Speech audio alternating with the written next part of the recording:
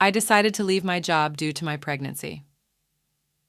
But my boss's words changed my perspective. When I found out I was pregnant, I was overjoyed.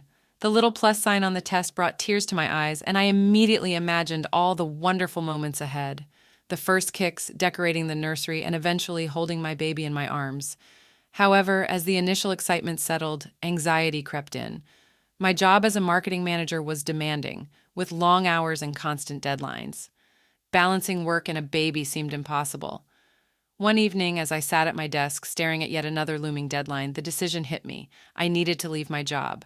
I couldn't see any other way to manage both responsibilities without compromising my health or my baby's well-being.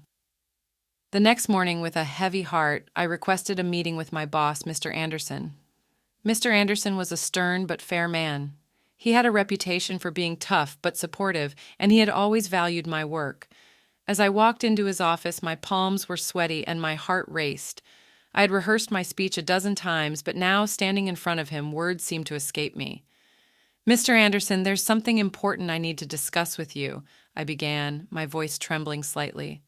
"I'm pregnant, and after much thought, I've decided that it's best for me to resign from my position." He looked at me for a long moment, his expression unreadable. Finally, he leaned back in his chair and steepled his fingers. "Congratulations, first of all," he said, a warm smile breaking through his usual stern demeanor. "That's wonderful news." "Thank you," I replied, feeling a lump form in my throat. "I just don't see how I can handle the demands of this job and be a good mother." Mr. Anderson nodded thoughtfully. "I understand your concern, but have you considered all your options? You're a valuable member of our team, and I'd hate to lose you. What if we found a way to make this work for both you and the company?" His words took me by surprise. I hadn't expected him to be so open to finding a solution. "What do you mean?" I asked, genuinely curious. "Well, for starters, we could look into flexible hours or even the possibility of working from home part-time," he suggested. "We could also redistribute some of your tasks to lighten your load. The company has recently been looking into more family-friendly policies, and this could be the perfect opportunity to implement some of them."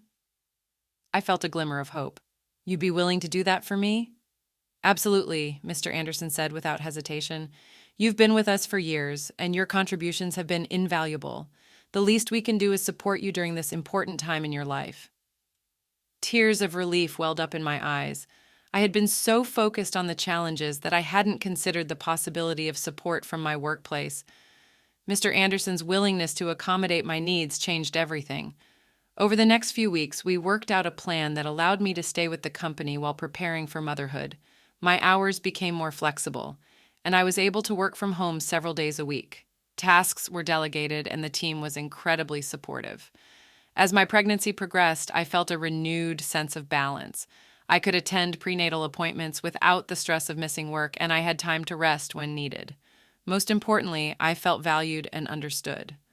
Looking back, I realized how close I came to leaving a job I loved. Mr. Anderson's words had given me a new perspective on what was possible. It wasn't about choosing between my career and my baby. It was about finding a way to make both work harmoniously. The experience taught me an important lesson about communication and the willingness to seek solutions. Sometimes, all it takes is a conversation to open doors we never knew existed, and for that, I will always be grateful.